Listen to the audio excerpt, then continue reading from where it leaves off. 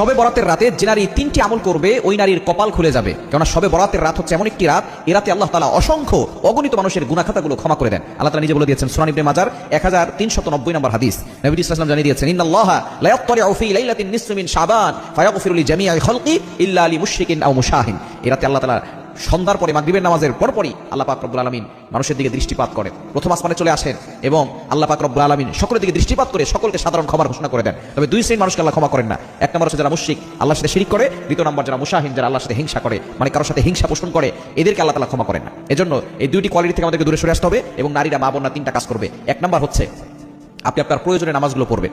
প্রয়োজনীয় যে জিনিসগুলো আছে, সালাতুল হাজত, আপনি 2 রাকাত নামাজ পড়তে পারেন, আপনি নফল নামাজ বেশি বেশি পড়বেন, পাশাপাশি 2 রাকাত সালাতুল হাজতের নামাজ পড়বেন, যে আল্লাহ আমার এটা প্রয়োজন, আল্লাহ আমার এইটা প্রয়োজন। কারণ আল্লাহ তাআলার কাছে চাইলে আল্লাহ তাআলা সবকিছু দেন। প্রতিদিন কিন্তু আল্লাহ তাআলা রাতের শেষ অংশে প্রথম আসমানে এসে বান্দাদেরকে ডাকতে থাকেন এবং এই রাতে শবে বরাতের রাতে আল্লাহ তাআলা প্রথম আসমানে এসে সন্ধ্যার পর থেকেই ডাকতে থাকেন।